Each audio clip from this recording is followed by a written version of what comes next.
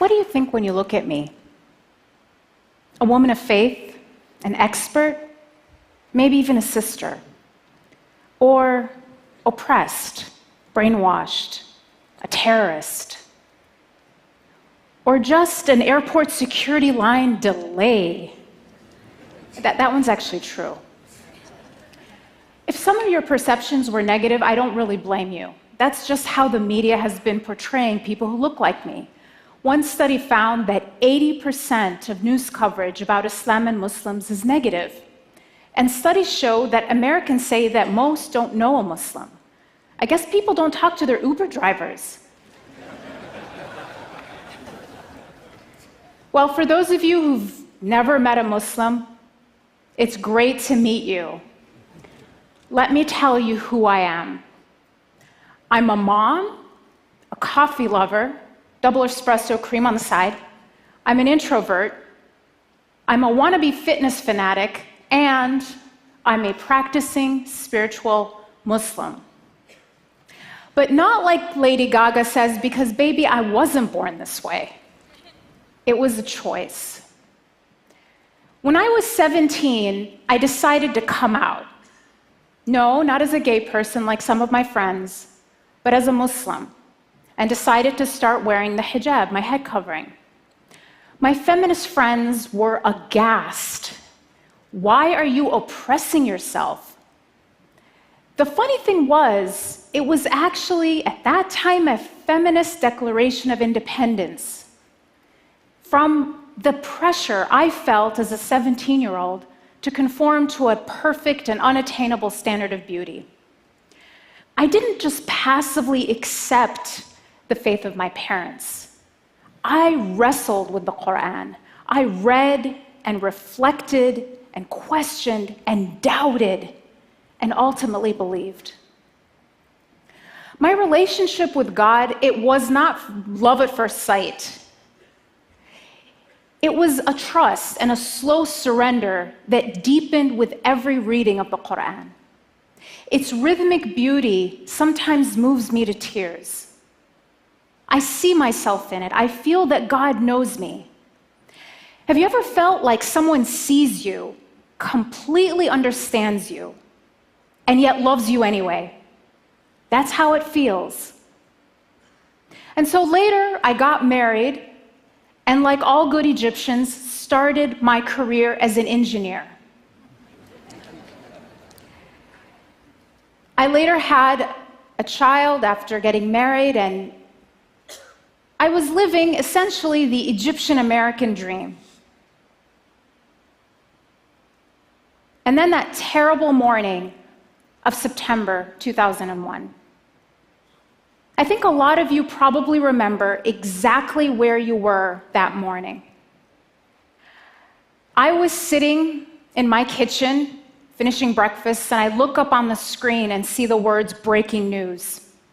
There was smoke, airplanes flying into buildings, people jumping out of buildings. What was this? An accident? A malfunction? My shock quickly turned to outrage. Who would do this? And I switched the channel and I hear Muslim terrorist, in the name of Islam, Middle Eastern descent, jihad. We should bomb Mecca. Oh my God. Not only had my country been attacked, but in a flash, somebody else's actions had turned me from a citizen to a suspect. That same day, we had to drive across Middle America to move to a new city to start grad school. And I remember sitting in the passenger seat as we drove in silence, crouched as low as I could go in my seat for the first time in my life, afraid for anyone to know I was a Muslim. We moved into our apartment that night in a new town in what felt like a completely different world. And then I was hearing and seeing and reading warnings from national Muslim organizations saying things like, be alert, be aware, stay in well-lit areas, don't congregate. I stayed inside all week. And then it was Friday, that same week, the day that Muslims congregate for worship. And again, the warnings were, don't go that first Friday. It could be a target. And I was watching the news, wall-to-wall coverage. Emotions were so raw, understandably. And I was also hearing about attacks on Muslims, or people who were perceived to be Muslim being pulled out and beaten in the street. Mosques were actually firebombed. And I thought, we should just stay home. And yet, something didn't feel right. Because those people who attacked our country attacked our country. I get it that people were angry at the terrorists. Guess what? So was I. And so to have to explain yourself all the time isn't easy. I don't mind questions. I love questions. It's the accusations that are tough. Today we hear people actually saying things like, there's a problem in this country and it's called Muslims. When are we going to get rid of them? So some people want to ban Muslims and close down mosques. They talk about my community kind of like we're a tumor in the body of America. And the only question is, are we malignant or benign? You know, a malignant tumor you extract altogether, and a benign tumor you just keep under surveillance. The choices don't make sense because it's the wrong question. Muslims, like all other Americans, aren't a tumor in the body of America. We're a vital organ. Thank you.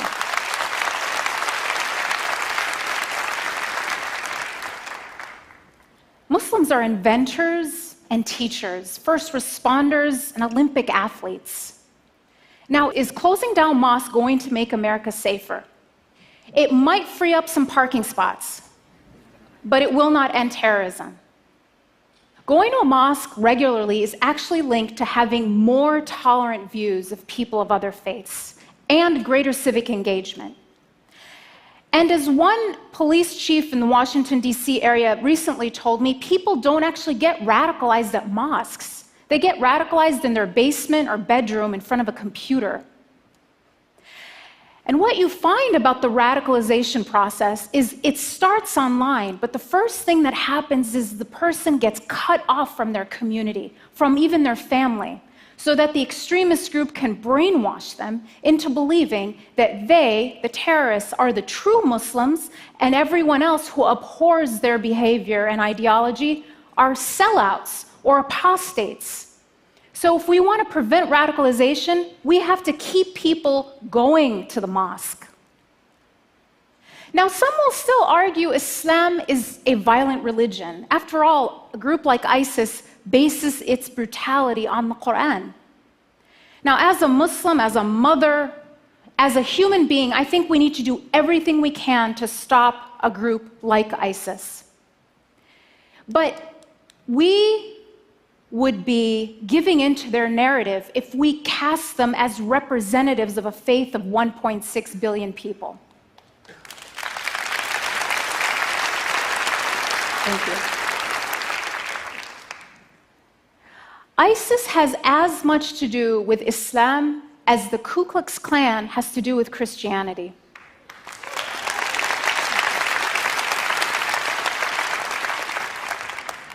Both groups claim to base their ideology on their holy book. But when you look at them, they're not motivated by what they read in their holy book. It's their brutality that makes them read these things into the scripture. Recently, a prominent imam told me a story that really took me aback. He said that a girl came to him because she was thinking of going to join ISIS. And I was really surprised and asked him, had she been in contact with a radical religious leader? And he said the problem was quite the opposite, that every cleric that she had talked to had shut her down and said that her rage, her sense of injustice in the world, was just going to get her in trouble.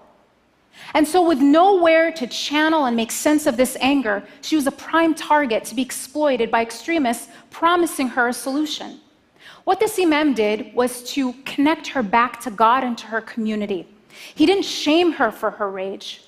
Instead, he gave her constructive ways to make real change in the world. What she learned at that mosque prevented her from going to join ISIS.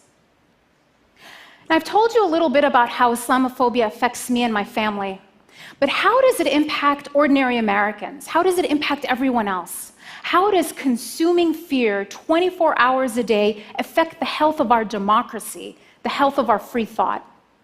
Well, one study, actually several studies in neuroscience, show that when we're afraid, at least three things happen. We become more accepting of authoritarianism, conformity, and prejudice. One study showed that when subjects were exposed to news stories that were negative about Muslims, they became more accepting of military attacks on Muslim countries and policies that curtail the rights of American Muslims. Now, this isn't just academic. When you look at when anti-Muslim sentiment spiked between 2001 and 2013, it happened 3 times, but it wasn't around terrorist attacks. It was in the run-up to the Iraq War and during 2 election cycles. So Islamophobia isn't just the natural response to Muslim terrorism as I would have expected. It can actually be a tool of public manipulation, eroding the very foundation of a free society, which is rational and well-informed citizens. Muslims are like canaries in the coal mine. We might be the first to feel it, but the toxic air of fear is harming us all.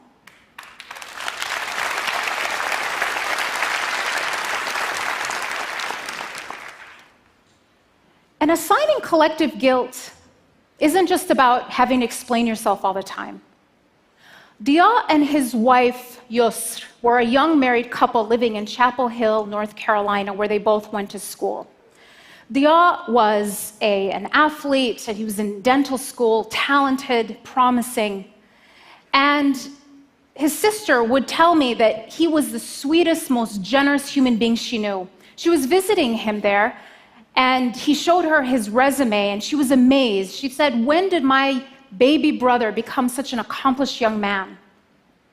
Just a few weeks after Suzanne's visit to her brother and his new wife, their neighbor, Craig Stephen Hicks, murdered them, as well as Yusra's sister Roseanne, who was visiting for the afternoon, in their apartment, execution style, after posting anti-Muslim statements on his Facebook page. He shot Dalia 8 times. So bigotry isn't just immoral, it can even be lethal. So back to my story. What happened after 9/11? Did we go to the mosque or did we play it safe and stay home? Well, we talked it over, and it might seem like a small decision, but to us it was about what kind of America we wanted to leave for our kids. One that would control us by fear, or one where we were practicing our religion freely. So we decided to go to the mosque, and we put my son in his car seat, buckled him in, and we drove silently, intensely to the mosque. And I took him out, I took off my shoes, I walked into the prayer hall. And what I saw made me stop. The place was completely full.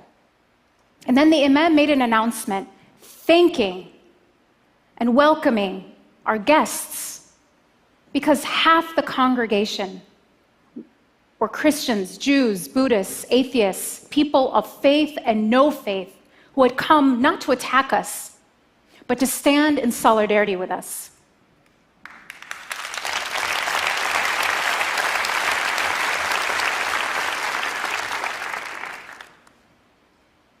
I just break down at this time.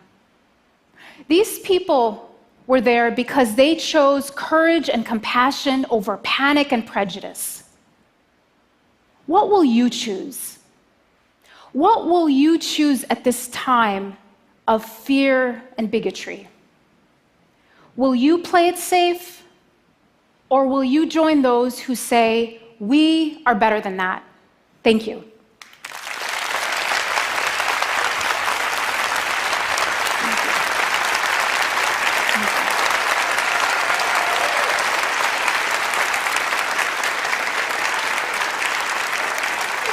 Thank you so much. So, Dalia, you seem to have struck a chord, but I wonder, what would you say to those who might argue that you're giving a TED talk, you're clearly a deep thinker, you work at a fancy think tank, you're an exception, you're not the rule? What would you say to those people? I would say, don't let this stage distract you. I'm completely ordinary. I'm not an exception. My story is not unusual. I am as ordinary as they come. When you look at Muslims around the world, and I've done this, I've done the largest study ever done on Muslims around the world. People want ordinary things. They want prosperity for their family, they want jobs, and they want to live in peace. So I am not in any way an exception. When you meet people who seem like an exception to the rule, oftentimes it's that the rule is broken, not that they're an exception to it. Thank you so much. Thank you so much. Dalia Mogahed. Thank you.